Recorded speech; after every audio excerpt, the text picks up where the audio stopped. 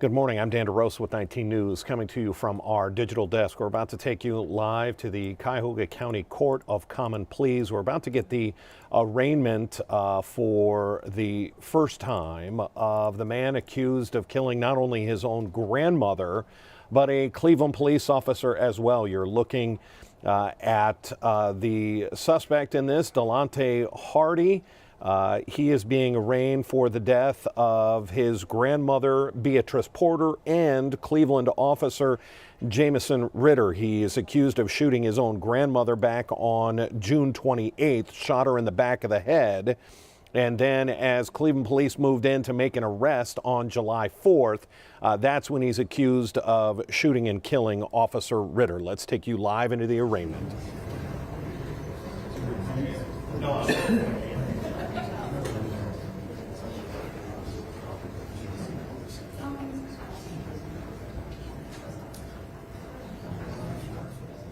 As we listen in for the start of this arraignment, let's be clear, this is in the Cuyahoga County Court of Common Pleas. Very often there are multiple people arraigned at the same time. Very often we see a judge come in, give instructions to the entire courtroom, advise people of their rights, explain exactly how the proceeding is about to go, and then they call individual cases. The fact that we are seeing Delonte Hardy already has been brought in to sit front and center via video from the jail leads me to believe that they may just go ahead and handle his case first. Remember, this is really just a sad case all the way around. He's accused of shooting his own grandmother in the back of the head on June 28th. He then stole some weapons from her home. This was in Garfield Heights. And now we get the all rise, so let's continue with our live coverage in court.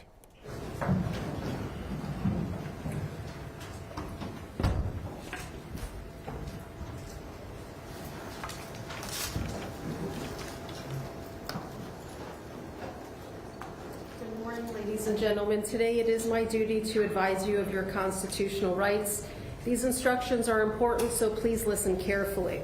Under the constitutions of the United States and the state of Ohio, persons charged with the commission of an offense are guaranteed certain basic rights. They are the right to know and understand the charges against you, the right to a speedy trial, the right to a trial by jury. You may waive or give up that right and have your case tried by a judge without a jury. At trial, the state of Ohio has the burden of proving your guilt with evidence beyond a reasonable doubt. You have the right to meet your accusers face to face and to cross-examine witnesses for the prosecution. You have the right to summon or subpoena witnesses on your behalf. You do not have to testify against yourself. You have the right to counsel. If you are unable to afford an attorney, the court will appoint a lawyer to defend you. You will be assessed a $25 fee for an appointed attorney. You will not be denied an attorney if you are unable to pay this fee. At the end of your case, you may be ordered to pay the fee if your judge determines you are financially able. If you choose to hire your own attorney, you have the right to a reasonable continuance to hire one. This morning, you are not here for the trial of your case. You are here for your arraignment. An arraignment is your opportunity to be informed of the charges against you, for a bond to be set, and for you to enter your plea. You do not have to make any statement about the charges against you, but any statement made may be used against you. As your name is called, please step forward. You will be asked when you received a copy of the indictment or information and whether or not you understand the charges against you. By law, you have 24 hours before you must respond to the indictment or information. If it has been less than 24 hours since you received a copy of your indictment or information, but you wish to be arraigned anyway, you may waive the 24-hour notice and we will complete your arraignment this morning. If your case is going forward by way of information, I will ask your attorney to place on the record that they discussed with you waiving presentment of your case to the grand jury. You will be asked if you understand the charges against you, if you knowingly and willingly signed the waiver. If you consent, the charges proceed by information instead of indictment. If you wish to continue to be arraigned by waiving the 24-hour notice and the reading of the information. You will be asked how you plead. A defendant may plead not guilty by reason of insanity, guilty, or with the consent of the court, no contest. If you want to plead guilty and you do not have a lawyer, the court will assign counsel for you so that you may have a complete and full understanding of your constitutional rights. Your case will be assigned to a judge, whether you plead guilty or not guilty. If you refuse to plead, the court will enter a not guilty plea on your behalf. If you have been charged with a crime of violence and/or any drug offense under Ohio law, you cannot knowingly have, carry, or use a firearm or dangerous weapon until your case is concluded. This is called being under a disability. If you violate this disability, you could be charged with a separate felony offense in addition to the original charges you are being arraigned for today. Even if you have a permit to carry a gun, you are still under a disability until your case is over. Upon indictment, the sheriff who issued the permit shall suspend it until your case is over. If you are over 18 and have not provided a DNA specimen since 2011, you may be required to submit one within 24 hours of your arraignment. If you are placed on GPS electronic monitoring or an alcohol monitor as a condition of your bond, you will be required to follow all the rules and conditions of GPS electronic monitoring, specifically any unapproved leave, late return, or being in an unauthorized location may result in your warrantless arrest. Failing to properly charge or not charging your unit may result in your warrantless arrest. Tampering with or otherwise damaging the unit may result in your warrantless arrest.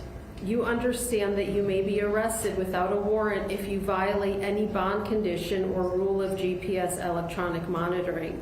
You must sign the GPS electronic monitoring rules, which will be explained to you prior to your release as a condition of bond. When GPS electronic monitoring is ordered as a condition of your bond, you will be asked by the judge if you were listening to these instructions regarding GPS monitoring, if you understand the rules allow you to be arrested without a warrant, if you violate the terms of GPS electronic monitoring, and if you understand that you must knowingly, voluntarily, and willingly sign those rules prior to your release. Finally, pursuant to Revised Code Section 2937.99, if you do not appear in court as ordered after being released on your bond, you may be charged with a felony of the 4th degree. Inmates in the county jail have the right to be present in the courtroom. Officer, any? We're okay here, Your Honor. Okay, thank you very much. You're welcome. We can call the first case. We'll start with the jail 693409, Monte Hardy. Good morning, Your Honor. Good morning. Attorney Alyssa Bardowski from the Public Defender's Office will enter a not guilty plea, acknowledge receipt of a copy of the indictment, waive reading of it, and any defect in time or service.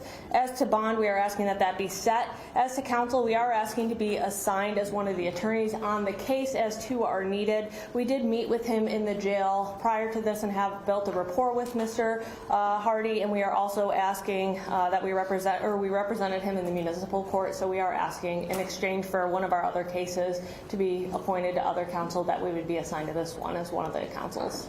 All right, thank you, Ms. Barbowski. Thank you, Your Honor. Is there a representative on behalf of the state? Yes, Judge, thank you. Kevin. I understand what the bond recommendation is for this defendant. The state of Ohio is asking for his bond to be set at $10 million. The state gives notice that it will be filing a motion to have him held without bond once we know who the trial judge is. And the reason for that is this: there are no circumstances under which, if this defendant is released, the public is safe. On June 28th of this year, Your Honor, this defendant used a gun that he stole from his grandmother to shoot her in the head in her own home, and then left the scene stealing her husband's bicycle. July 4th of this year, the defendant was at a house on East 80th Street in Cleveland. He was surrounded by police who were there to arrest him on the warrant for felonious assault from Garfield Heights. He knew they were there.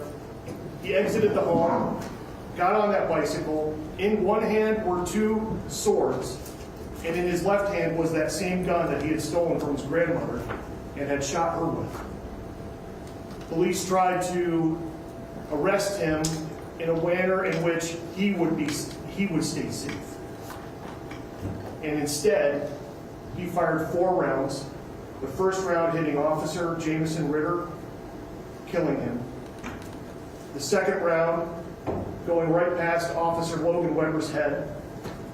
The third round going in between Officer Russell May and Officer Brittany Bajussi. And the fourth round being shot while 5 officers held his hand to the ground while still clutching the gun.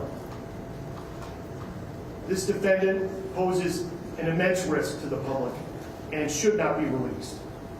With me today are members of Cleveland Police, Russell May, Logan Weber, Detective Hudson with the Homicide Unit, and other members of Cleveland Police. I've spoken with Beatrice Porter's husband. She is this defendant's grandmother, who he is now alleged to have killed. She died later that same day, on July 4th, from the gunshot wound. I've also spoken with Officer Ritter's family, and here's what they would like the court to know. We wish that he be prosecuted to the fullest extent of the law and he get the highest bond possible. And they have faith in the criminal justice system. Your Honor, with that said, I've heard the state's recommendation. Thank you. Mr. Hardy, could you hear everything that was happening in the courtroom today?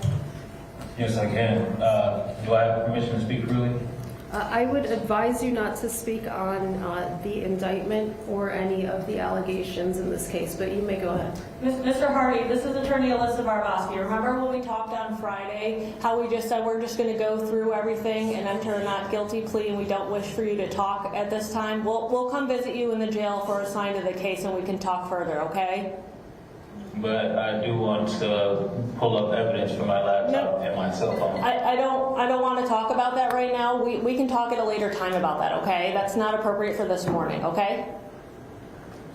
All right. Thank you. All right, Mr. Hardy, I have a few questions for you. Do you have an attorney? Yes. Who is your attorney, Mr. Hardy? I don't have one that's that I pay for. I have the attorney that's representing me now. Okay, so you do not have the money or other means to hire your own attorney? Not at this moment. Okay, Mr. No. Hardy, have you received a copy of your indictment? Yes. And have you read and understood the indictment? I'm dyslexic, so it's hard for me to actually read from time to time. Okay. Do you understand what you're being charged with, Mr. Hardy? Yes, she read it off for me. Robbery and murder of a cop and foster parent. Okay. Mr. Hardy, at this time, I am going to assign counsel to represent you. I'm going to assign the Office of the Public Defender, as well as Attorney James Ingalls to represent you. Because of the nature of these offenses alleged, the court will assign 2 attorneys to represent you. Your bond is set at $10 million. That is a cash surety property bond. You're ordered to have no contact with the surviving victims or any of your family, considering the victim's family is your family. I accept your not guilty plea. Your case is assigned to the docket of Judge Ashley Kilbane. First pretrial is on July 24th at 9 a.m. That's it for today, Mr. Hardy. Thank you, Your Honor. Thank you, Judge. Thank you. Dan DeRose with 19 News as we wait for Mr. Hardy to be taken out of this court proceeding. He wanted to speak. That is a dangerous proposition. for anyone facing the level of charges that he is aggravated, 2 counts of aggravated murder, one for the murder of his own grandmother, the other for the murder of Officer Ritter, Cleveland Officer Jamieson Ritter. That is the end of that proceeding. We learned a little bit more about the night in question when authorities went to make that arrest. At the time, it was going to be for a felony assault for shooting his grandmother. She had not passed away at the time that they went to make that arrest. She would actually pass away a little bit later that day, which then bumps this up to a second murder charge. And that's where that stands. But as police go to make that arrest, we find out he leaves the house, tries to get away. He was surrounded. He jumps on that same bicycle. He had 2 swords with him, as well as a gun. He fires 4 rounds, one of them hitting Officer Ritter, but we hear that those other 3 bullets came awfully close to hitting to other officers that were there to make that arrest.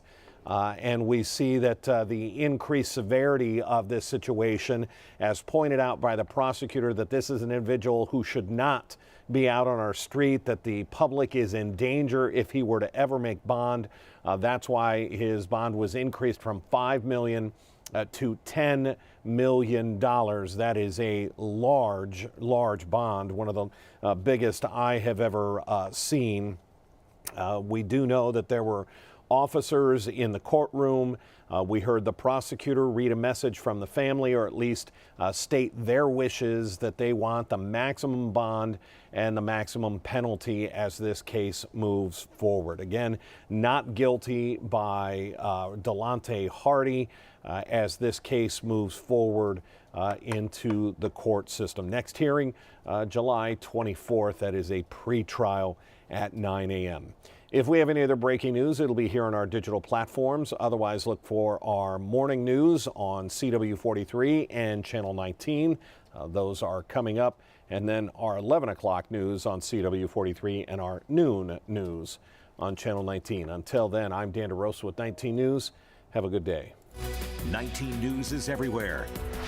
Download our CTV